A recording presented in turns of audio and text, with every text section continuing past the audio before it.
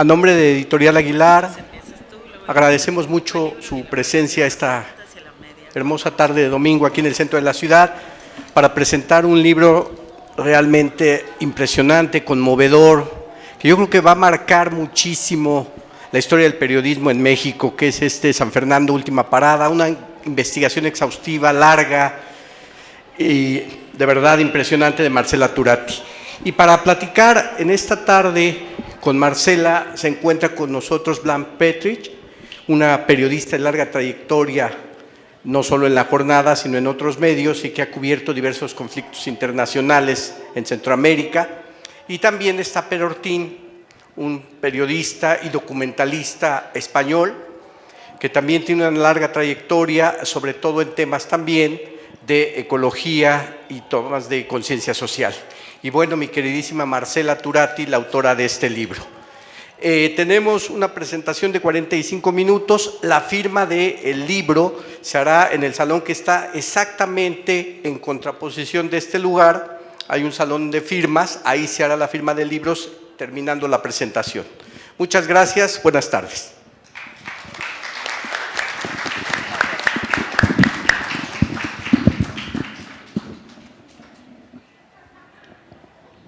¿Ya yo me arranco? Sí. Ahí voy. Traigo acordeón para no tardarme más tiempo. Me siento profundamente honrada y emocionada de presentar este libro de Marcela, que como dice César, efectivamente no va a dejar huella en el periodismo mexicano, ya la hizo, ¿no? Es un libro fundamental. Yo quisiera sobre todo pensar un libro histórico en dos sentidos, en el tamaño de la huella que ha dejado para los lectores del futuro e histórico sobre todo porque ojalá fuera ya una cuestión de la historia, un hecho pasado que lamentablemente, dolorosamente, sigue siendo un dolor acuciante todavía en nuestros días. Dice Marcelita, que el alma se le quedó en un retén por ahí de 2010, 2011 en Tamaulipas. Yo creo, supongo, que esa alma tomó su tiempo en volver. Yo creo que volvió por pequeños tramos, quizás a pie, muy dolorosamente, a punta de teclazos y a punta de transcribir los trazos apresurados, así tipo pata de araña, como nos salen a los reporteros los escritos de nuestras libretas, de sus cuadernos. Y ahora que tenemos este libro, ya desde el año pasado circulando con paso muy firme, sabemos que sí, que el alma de Marcela volvió al cuerpo, que ella supo exorcizar al peor de los demonios, que es el que calla ante el horror. Lección aprendida de Javier Valdés y de Miroslava Bridge. Y que esa alma que regresó recargada, luminosa, más valiente, pero sobre todo bien enchufada al corazón, a la cabeza y a los pies. Yo quería hablar primero de la Marcelita que yo conozco. Y Marcelita me sale en automático porque realmente yo la conocí muy jovencita en estas lides del reporteo, cuando yo cubría derechos humanos para La Jornada, y derechos humanos no era una fuente de moda, no era una fuente como ahora que tiene un montón de reporteros que la cubren cotidianamente y que están en todos los eventos.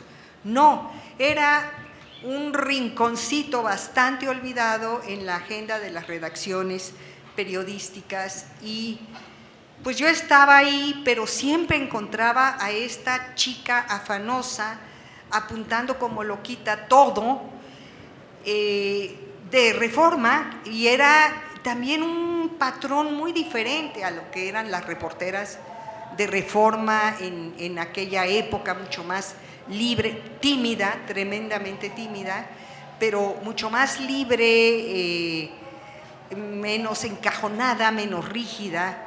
Esa era la Marcela y desde entonces la identifico muy bien.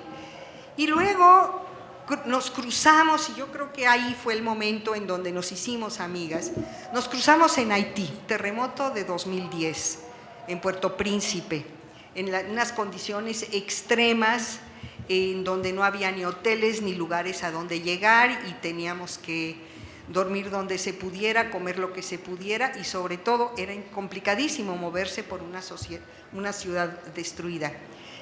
Nos encontramos, yo estaba tratando de huir de las carpas que administraba la Marina y la Secretaría de Gobernación en el aeropuerto, y saliendo ya había logrado contratar una carcacha de esas camionetas de pasajeros que me llevara, y me voy encontrando a 5 mexicanos, bueno, 4 mexicanos y un sueco, amigos todos, y inmediatamente hicimos clan, nos subimos a la camioneta y fuimos a dar a la casa de los generosos, la familia de Gerard Pierchal, Susi Castor y sus hijos, que nos acogieron como a otros hijos de la familia, que nos llevaban el café a la cama todas las mañanas, que ponían gasolina extra para poder tener su planta de electricidad activa en las tardes, porque no había luz en la ciudad, para que nosotros los reporteros mexicanos y un sueco pudiéramos tener nuestros celulares y nuestras laptops encendidas. En esa ocasión, y esto es un poco lo cuento porque esta es la madera de la que está hecha esta muchacha aquí a mi lado, el machismo que hay en los medios de comunicación también, era para Marcela difícil abrirse y hacerse reconocer en el espacio de las noticias internacionales de Proceso, donde estaba entonces. Pero Marcela y yo salíamos desde tempranito a recorrer la ciudad juntas, estábamos juntas todo el tiempo, dormíamos juntas, comíamos juntas, hacíamos las entrevistas juntas. Y entonces le dice el jefe de internacionales a Marcela, yo un diario y ella un semanario, y le dice, no quiero que en tu reportaje de la semana traigas nada de lo que ya publicó Blanche en La Jornada. Pues yo me quedé bastante espantada, me imagino que Marcela también, y al día siguiente Marcela muy discretamente me dice, hoy no voy contigo. Se quedó en la casa, pero yo me quedé preocupada porque el transporte, o sea, no era llamo al Uber, no había transporte. En la noche cuando regresé, Marcela tenía su reportaje. Ella había oído los cantos de unos niños en la mañana y había dado con una guardería, un orfanatorio. Y uno de los grandes temas que había en ese momento es que en el contexto de la enorme tragedia que vivía Haití en ese momento, más su tragedia endémica, entre los casos de muchos niños que habían quedado huérfanos, había un incipiente tráfico de niños. Y ese reportaje lo encontró Marcela. Es nada más olfato, ¿no? Marcela pertenece a una generación distinta a la mía, a la nuestra, María Cortina aquí. Nosotros vivimos en México el PRI, el periodismo priista, aquí no pasa nada, y nos toca a mi generación, algunos reporteros que nos interesaban, los conflictos centroamericanos, guerras de verdad, guerras civiles, Nicaragua, El Salvador, Guatemala. A esta generación le toca otra guerra peor, si es que se puede hablar, pero no declarada, en donde no hay fronteras, donde la violencia se cuela por todos lados y donde además no hay una prensa corporativa, me refiero, receptiva a retratar con profundidad y con veracidad lo que estaba pasando, que empieza a pasar desde ese momento. Lo que hay en esa generación entonces, cuando los medios, los periódicos y revistas se ven rebasados, grandes talentos de esa generación y también muchos otros regulares, porque también se publicaron libros no buenos, pero los más destacados de esa generación empiezan a escribir libros. Hay un boom de libros de reporteros mexicanos sobre la violencia, los Chapos, los Zetas, esto, lo otro, Y a esta generación, yo me acuerdo que Federico Campbell en alguna ocasión me comentó, estaba tratando de armar un catálogo sobre este tipo de obras, los títulos que iban saliendo, y realmente era una tarea imposible porque proliferaron a una velocidad impresionante. Esa es la generación de Marcela, que primero publicó Fuego Cruzado, su primer libro individual, Historias de vida en tiempos de muerte, colectivo, Entre cenizas, colectivo, coordinados por ella, y finalmente el de San Fernando. Son tiempos de violencia, empieza el acoso y el asesinato endémico de periodistas mexicanos en toda la República, pero también son tiempos de un pacto de silencio. Ahora que se habla de censura, yo quiero recordar esos años, 2011, el pacto de silencio que los medios de comunicación corporativos accedieron a firmar con el gobierno de Felipe Calderón, que pedía moderación y matizar la información, ¿no? Todo el aparato mediático concedió esa firma. Más de 700 medios de comunicación, tanto de los estados como los grandes nacionales, firmaron. Fueron muy pocos los que no firmaron, si mal no recuerdo, Proceso, La Jornada, y no me acuerdo si Reforma, no sé, no me acuerdo. Esa fue la autorregulación que equivalió a un pacto de silencio y a una censura. Este es un pacto de silencio, por cierto, una comparación muy similar a lo que el uribismo, de manera no explícita, sino tácita, ejerció con los medios corporativos en Colombia en los años más sangrientos de la guerra civil en Colombia. Un fenómeno que José Manuel Medem llama en su libro Colombia Canalla, creo que se llama el libro, un periodismo patriótico, el periodismo que sabe callar lo que no conviene decir, ¿no? Yo veo ahí una similitud con ese momento.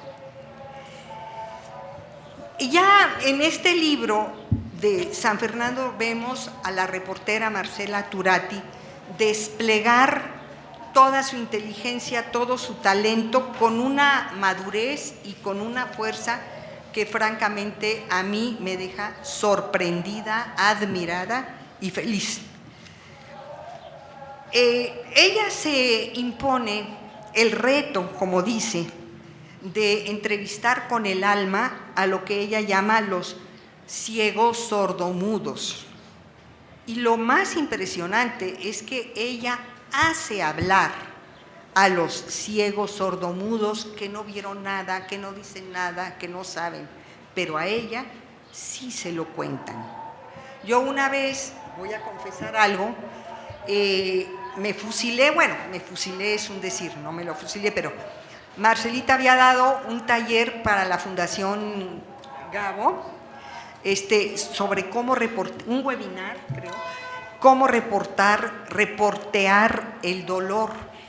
Y yo apliqué esa metodología, tallereé sobre ese tema, y con esos métodos y con esos consejos prácticos o métodos de Marcela en las clases de maestría de periodismo que yo daba en esa época en la Escuela Carlos Septién García. Tiene otra faceta, y quiero hablarle de las distintas facetas en donde Marcela es excelente, no buena, excelente. El ojo, tiene un ojo entrenado, sensibilidad y mucha paciencia. Y aparte, una capacidad de formar equipo, amistades, cadenas, para urdir amistades y complicidades que le van también aportando apoyos, alimentando de información sus archivos, y con eso ella consigue estudiar y armar el rompecabezas, también con muchos informes desclasificados de los archivos mexicanos y del National Security Archives de Estados Unidos. Otra faceta, la disciplina y el rigor, que de veras es muy exigente en el campo del periodismo actual sobre todo, y que implica, entre otras tareas inmensamente difíciles y tediosas, el leer la montaña de expedientes judiciales que son engorrosos y horribles, y leerlos, cientos de expedientes que se pueden acumular en tu escritorio. Y además Marcela logra dialogar con esos textos, con esos documentos y sobre todo con las fotografías forenses, y también a ellas, a esas fotografías de los cadáveres rescatados de las fosas de San Fernando, también a ellas Marcela las entrevista. Esa es a mí la parte que más me costó el trabajo leer en el libro, trabajo y admiración y dolor, tengo que decirlo también. Ella logra hacerles preguntas a estas fotografías, preguntas así como: ¿quién te hizo esto? Ella trata de oír el último grito de las víctimas. Ella trata de ver el sufrimiento extremo y en ese sufrimiento una señal para que todos los lectores también notemos el llanto y los gritos y escuchemos, como lo llama ella, escuchar el lenguaje de los huesos. Eso es alma y corazón. Eso es algo que Marcela pone en caudales en sus textos. Y el olfato reporteril, y los pies y los oídos abiertos, y sus notas en los cuadernos, que fueron explotados al máximo, me imagino, recorriendo las filas en las morgues, y muchas veces sin pensar siquiera en el riesgo que está corriendo en esos lugares de muerte, recorriendo esos caminos y penetrando unos ramales de la información que antes jamás fueron trillados, y de esta manera encuentra grandes diamantes de información que después en algunos periódicos se retomaron, en algunos medios de comunicación, datos totalmente sorprendentes. Por ejemplo, ustedes habían oído en las terminales de autobús de Reynosa y Matamoros de los cientos de maletas que llegaban solas a la terminal de autobuses, que se quedaban en los asientos y en los portaequipajes y que luego se almacenaban en las bodegas y nadie las reclamaba, y ahí se quedaban amontonadas y amontonadas, hasta que finalmente estas instituciones policíacas y ministerios públicos, que fueron tan omisos, tan negligentes y tan fallidos en la investigación de aquellos años, y siguen siéndolo, hay que decirlo, finalmente llegaron con ninguna mejor idea que simplemente confiscarlos para ir a embodegarlas a otros lados, estos equipajes. Este es uno de los grandes detalles que encontró, pero por supuesto, entrevistar a víctimas y a sobrevivientes, rastrearlos, cada hilito de información, uno por uno, de manera obsesiva, hasta encontrar a muchos. ¿Cuántos kilómetros no habrás recorrido? ¿Cuántos boletos de autobús? ¿Cuántos litros de gasolina? Y los hacía hablar, ellos que no querían hablar. Los empleados de las funerarias, ¿a quién se le había ocurrido ir a entrevistar a los empleados de las funerarias que le cuentan unas cosas, unas historias increíbles, pero también datos de un valor importantísimo? Por ejemplo, que 40% de los cadáveres que estaban encontrando en las fosas eran de personas locales, 60% de foráneos, migrantes, muchos de ellos centroamericanos, pero 40% de esa región tamaulipeca. Y al final, para encontrarte con la sorpresa, yo me quedé con la boca abierta, que los registros que las funerarias iban, de los cuerpos que iban embalsamando y dándoles servicios, ¿qué hicieron las autoridades con esos registros? Las confiscaron. No las autoridades, perdón. un asalto de las organizaciones criminales para confiscar aquellos registros. Esas funerarias convertidas en morgues y colapsadas, ahogadas en cadáveres, que simplemente ya no podían procesar. Y otro detalle totalmente sorprendente, la entrevista con el panteonero. Qué joya de periodismo es la entrevista con el panteonero, que tiene que enfrentar a la burocracia negligente de las autoridades municipales, de las autoridades de los panteones, y además enfrentar al crimen organizado también él.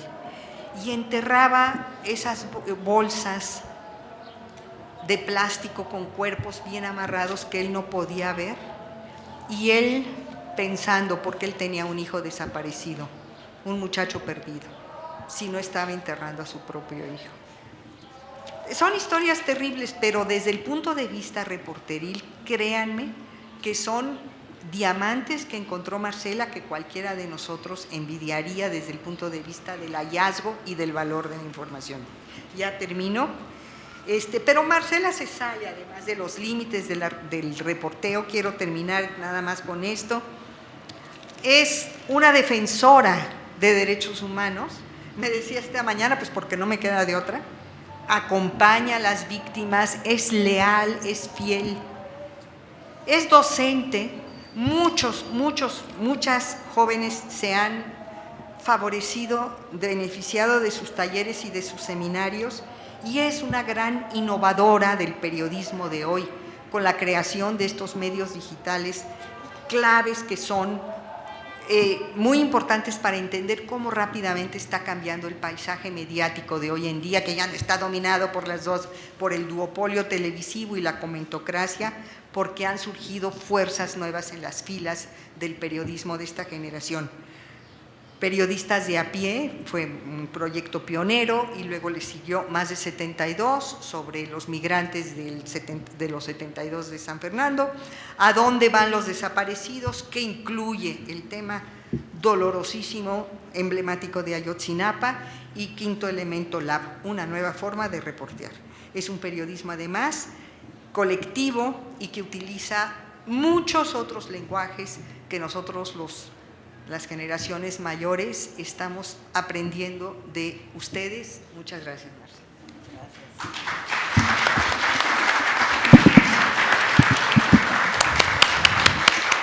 Gracias. Bueno, pues muchas gracias por estar aquí. Me siento muy emocionada. Bueno, primero porque Blanche es mi maestra sin saberlo, pero pues yo cuando estudiaba periodismo y desde antes, pues leía sus crónicas y siempre le digo que las estudiaba, me encantaban y me siguen encantando, y en Haití pude conocer sus secretos y eso me dio mucha emoción, pues porque veíamos lo mismo, pero ella encontraba otros ángulos esperanzadores, tejía de otra manera la información, y bueno, siempre me siento muy honrada. Y cuando me dijeron, bueno, que por fin la editorial me metió en una feria a publicitar mi libro, pues yo dije, bueno, Blanche, y también pues sabía que Pera iba a estar aquí.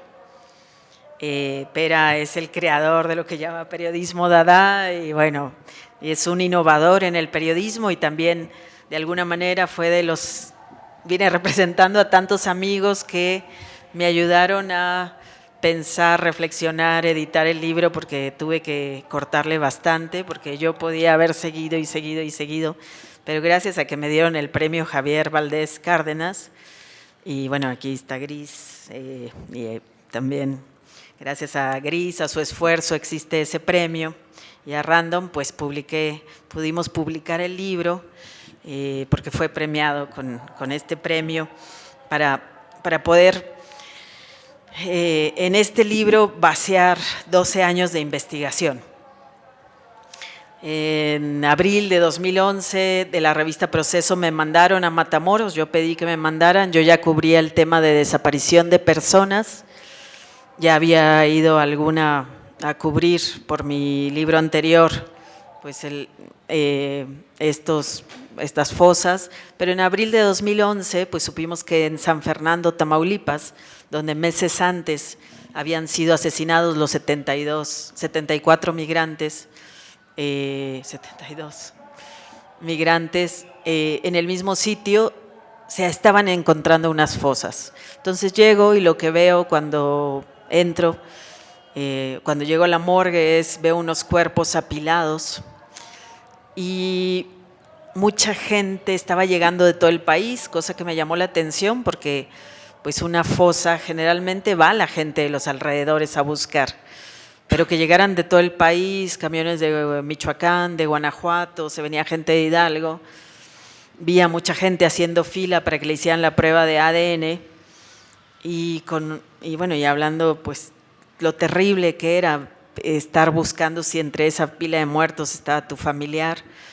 Y ahí, nos enteramos de que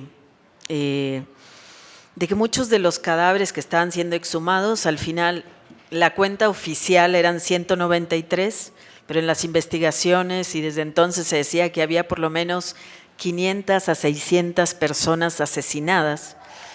La mayoría, también ahí supimos, habían sido bajados de autobuses que estaban a punto de llegar a Reynosa o a Matamoros y en la estación de San Fernando, que era la última antes de llegar a la frontera, fueron bajados por los Zetas, ayudados por policías municipales y no se volvía a saber de ellos. Entonces, después alguien me mandó un USB. En el USB, después de mucho, porque yo empecé a reportear esta y otras historias, teníamos ya el colectivo Más de 72 sobre la masacre de los 72, y ahí, otra cosa que me impactó fue que llegó un tráiler y empezaron a subir cuerpos al tráiler y nos dijeron que se lo llevaban a la Ciudad de México. Sin saberlo en ese momento, presenciamos. Las familias estaban llorando, decían que no se lo llevaran, que dejaran ver si ahí estaban sus familiares, pero en ese momento presenciamos una operación de ocultamiento. El gobierno decidió llevárselos a la Ciudad de México, traérselos después supimos también, gracias a los cables estadounidenses del tema, para no espantar al turismo. Ya iba a ser Semana Santa, entonces pues mejor no espantar al turismo y que no hubiera prensa internacional porque ya estaban llegando muchos periodistas. Entonces, ese fue el primer hecho y acá en el seguimiento en la Ciudad de México lo que empezamos a ver es que se repetía el patrón que había pasado con los 72 migrantes. La Procuraduría General de la República y también la de Tamaulipas, con tal de que no se supiera y no se dijera más de este caso, lo que hicieron fue no investigar quiénes eran, sino volver a enterrar los cuerpos, desaparecer a los desaparecidos. Había familias buscándolos y lo que encuentro es, encontré muchos casos, empecé a pedir becas, empecé a viajar para tratar de hacer la ruta migrante al revés, aprovechaba cada viaje de periodismo donde estaba en Estados Unidos o en Centroamérica para buscar familiares de estas víctimas, desclasificar cables estadounidenses, cualquier pedazo de expediente al que podía tener acceso, pues lo iba coleccionando, ¿no? Y en algún momento pude meterme a San Fernando, ahí en San Fernando pues pude ir 3 veces, para mí la historia cambió muchísimo, esa es la primera parte del libro, que es cómo llega un grupo criminal y se apodera de todo y se inserta, o sea, cómo es este momento en que el grupo criminal llega y se asienta, ¿no?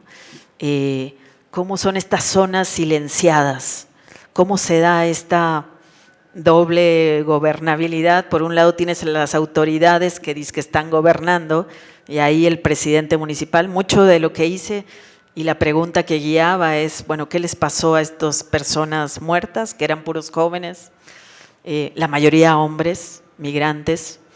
¿Qué les pasó? ¿Quiénes eran ellos? Y sobre todo, ¿cómo fue posible? ¿Cómo fue posible que la autoridad lo permitió? ¿Cuántas veces pasó esto? ¿Cómo se repitió? Ya después empecé a ver pues, que era un patrón que se repetía a lo largo de las el gobierno dijo, fueron solo 3 días, no se apuren, fueron 2 camiones.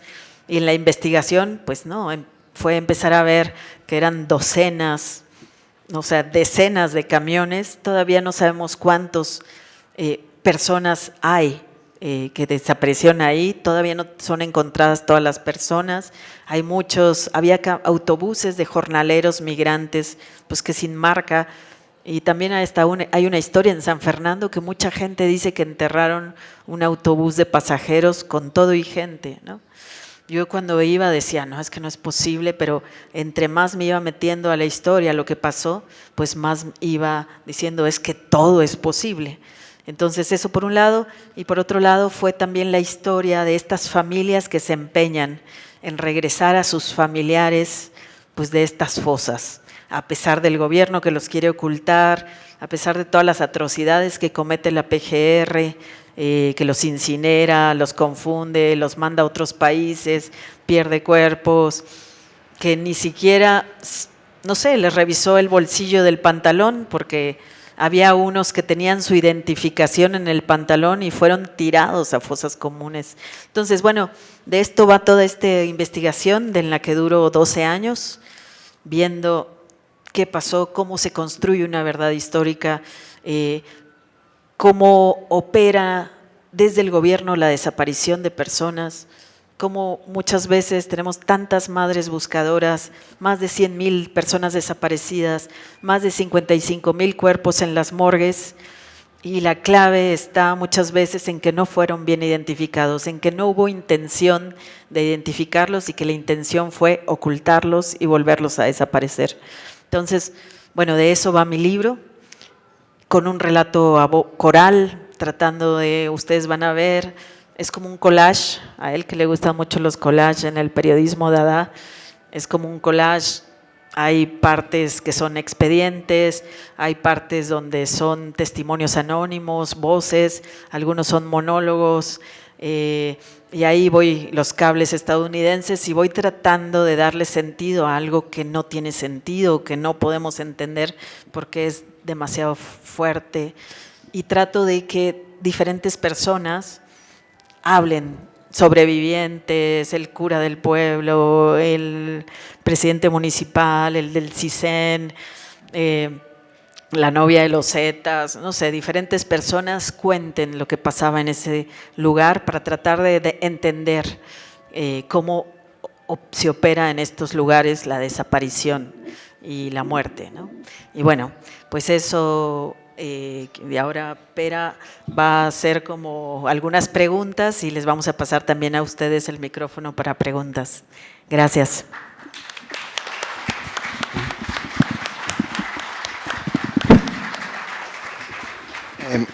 A ver, yo no les engañaré, es un libro muy difícil, es un libro muy importante y es un libro que yo no sabía que me costaría tanto editar y trabajar con ella cuando ella, que me llama amiguito, me dijo, lee esto e intercambiemos ideas. Yo no sabía que iba a ser tan difícil.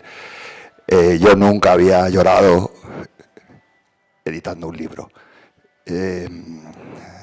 Entonces, en ese sentido, yo lo que para mí es una situación muy importante porque a Blanche, yo no tenía el honor de conocerte, Blanche, y Marce es mi amiga, entonces, y me da mucho gusto estar aquí como una especie de suerte de justicia poética con 2 mujeres tan importantes en una sala donde no hay ninguna mujer en las paredes, ¿no? Y es un ejemplo de esas muchas cosas que tenemos que ver los periodistas cuando vemos los lugares y las situaciones a partir de las cuales nos narramos, cómo contamos el mundo, cómo vivimos nuestros contextos y nuestras situaciones. Y Blanche y Marce son una especie de justicia poética, ¿no?, frente a esta sala llena de hombres, por cierto, algunos muy feos, la verdad. En fin, más allá de estas anécdotas, yo sí que creo que es un libro que todos deberíamos leer, todos y todas, porque es un libro muy importante para las personas que amamos este país, aunque seamos extranjeros. No nos sentimos extranjeros nunca en esta casa porque tenemos familia, amigos y estamos siempre bien.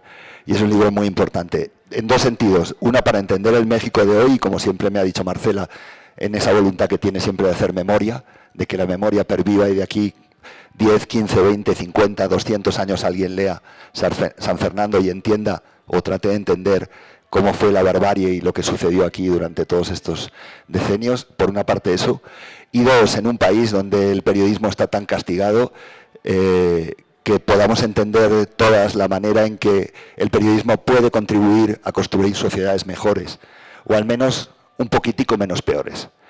Y ese es el periodismo que hace pues gente como Blanch o gente como Marcela, ¿no?, de la que estamos aquí presentando su libro. Un periodismo serio, riguroso, denodado, de años para perseguir una historia que la desarrolla con todos los matices y todas las perspectivas posibles a las que puede acceder un humilde ser humano, periodista, con las humildes herramientas de conocimiento que tenemos como periodistas, porque cuando lean el libro verán que todos son dificultades para Marcela durante todos estos años, todos son impedimentos, todos son problemas, y ella pues nunca se rinde, ¿no? Como hacen los periodistas que valen la pena llamarse periodistas, y como aquellos pues que los admiramos, ¿no?, frente a los ataques sistemáticos por parte de la política, por parte de los medios generalistas o supremacistas, como hablaba antes Blanch. Y pues bueno, hay una serie de gentes que por ahí en los agradecimientos aparecemos 50 o 100 personas que, entre muchos otros, en México, en España, en Honduras, en Guatemala, en El Salvador, aún creemos que esto merece la pena, con todos los matices que haya que ponerle a nuestro trabajo, ¿no? Yo creo que es significativo y muy importante que eso lo digamos hoy en un país como México, ¿no? Dicho esto, llevo un par de semanas importantes desde el punto de vista sentimental. La semana pasada estaba en Barcelona hablando con Scholastic Mukasonga, que es la gran escritora del genocidio ruandés. El mes que viene se cumplen 30 años del genocidio de Ruanda. En 100 días se mataron a machetazos a 1 millón de personas en un chiquito país del centro de África que se llama Ruanda. Scholastic, que yo la conocí en aquel tiempo, en aquellas épocas de reporteada en África, me decía que ella trabajaba.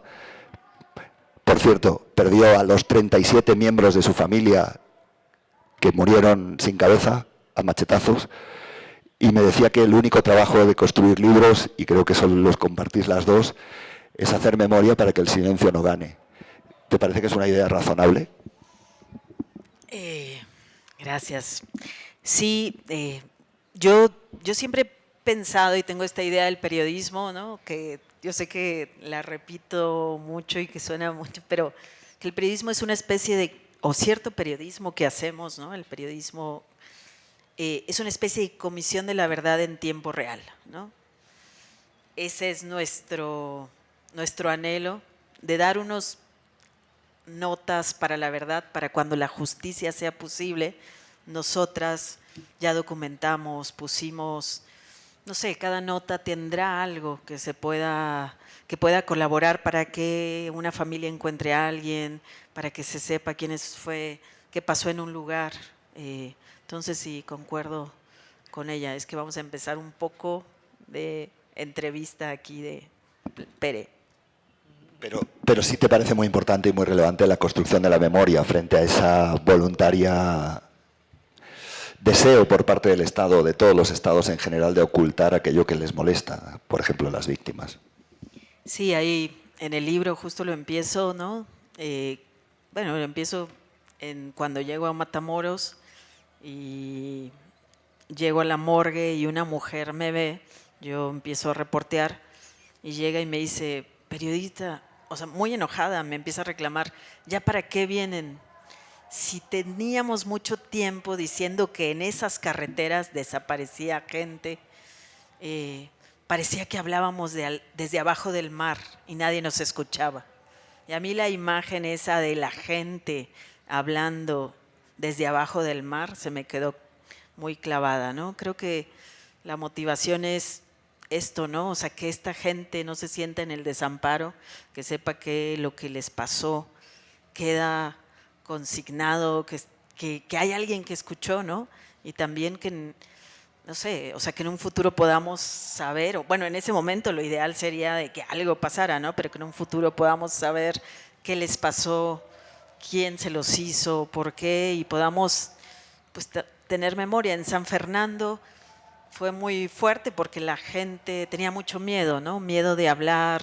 Van a ver pedazos del libro donde están, de hecho yo lo pongo en negro, porque empezaba yo a escribir y me decían, oiga, no, mejor quítele el nombre porque le pueden hacer algo a mi familiar si alguien lo lee. Entonces, todo el tiempo tuve que borrar. Y también en el libro quiero hacer explícito que muchas cosas aún no se pueden decir, ¿no? Entonces, pero es importante llegar, tomar esos testimonios, guardarlos para la memoria, pero para que esa memoria, hacer algo, ¿no? No algo como en un museo ahí, sino para con esa memoria poder construir el futuro, el presente más bien. Tenemos poco tiempo, yo no sé si alguien del público quiere plantearle alguna pregunta a Marcela o alguna idea concreta. Si no hay ninguna pregunta, ¿sí hay alguna? No. Hola, ¿qué tal? ¿Sí me escuchó? ¿Sí me escuchó? Ah, ya. Respecto a las políticas de ocultamiento que mencionaste, ¿no? De los desaparecidos, ¿consideras que en el sexenio actual continúan esas mismas políticas? Porque de hecho hace poco pues, quisieron rasurar esa cifra, ¿no? De desaparecidos. Y también respecto, bueno, en el mismo contexto del sexenio actual, ¿puedes comentar cómo fue que fuiste espiada por el gobierno con el software de Pegasus? Bueno, digo del mismo contexto porque el software Pegasus se sigue usando en la actualidad. Gracias. Si quieren las tres que levantaron la mano por allá. Sí, varios. Sí, porque no, a ver. Hola, hay, sobre todo creo que el último tercio del libro está muy dedicado a entender cómo la identificación de cadáveres se complica y se hace como mucho más compleja de forma, pues eso, como internacionalizada. ¿Consideras, como justo siendo periodista, que haber quitado recursos para el Centro de Identificación Humana va a mermar la lucha por la identificación de los cuerpos de las personas desaparecidas, no solo en México, sino en América Central también? Buenas tardes. Mi pregunta gira en torno a la censura. ¿Qué papel jugó el entonces gobernador Eugenio Hernández Flores? Y también si tú misma tuviste que, por la crudeza del hecho, ponerle la autocensura. ¿Hasta qué punto llegó el papel de cada uno? Porque, si mal no lo recuerdo, Eugenio Hernández era cómplice de este grupo criminal. Muchísimas gracias. ¿Ya nada más? Sí. Una por allá. Buenas tardes a todos. Bienvenida Marcela, gracias por la publicación de este extraordinario libro. Mi pregunta es sobre esta padrísima equipo que formaron tú, también la abogada Ana Lorena Delgadillo y la forense Mimi Doretti. Me parece que es un equipo que se hizo muy bueno. ¿Cuáles son las adversidades o retos que ustedes encontraron para formar este equipo multidisciplinario, trabajar juntos en esta causa de brindarle la verdad a los familiares que perdieron a un ser querido? Gracias. Gracias. Bueno, voy a contestar así salpicaditas por el tiempo. De las políticas de ocultamiento, sí. Yo por eso siempre digo que el libro es muy vigente porque estamos viendo cosas que no se han acabado, ¿no? Yo digo, podemos quitarle San Fernando, le podemos poner el nombre de otro municipio en Zacatecas, en Jalisco, en Sinaloa, en la Sierra Tarahumara, en tantos lugares, y vamos a ver este modelo de lo que ocurrió, y sigue ocurriendo, ¿no? Las desapariciones en los límites territoriales, o sea, ciertas desapariciones porque creo que tú formas parte del cártel contrario, te desaparezco, ¿no? O sea, ya no llegas a tu destino, o ya no llegas a tu destino porque son puros hombres jóvenes juntos en un automóvil en la noche y pueden ser reclutados a la fuerza para que sean parte de nuestros para que formen parte de nuestros ejércitos, o mujeres, necesitamos mujeres en nuestros campamentos. Entonces, esa es parte de lo que quiero hacer reflexionar. Y el tema de la crisis forense que tenemos, lo trato de explicar ahí. O sea, ¿qué pasa? ¿Cómo todos los gobiernos se han hecho tontos, ¿no? Y seguimos, o sea, el libro no nomás habla del horror o del dolor, también habla de algo que hizo por su cuenta, que yo no era parte de su equipo, el equipo argentino de antropología forense, que logra firmar con la PGR un acuerdo que se llama la Comisión Forense, que tiene un nuevo método para encontrar identidad para los cuerpos, ¿no? Entonces son estas identificaciones masivas de tomarle muestras genéticas a todas las familias centroamericanas que perdieron un familiar, a todos los que en cierta temporada en Guanajuato, en Michoacán, en estos autobuses, de familiares que viajaban, de personas que viajaban en estos autobuses, tomarles muestras genéticas, pues para saber si esos cuerpos son de estas personas.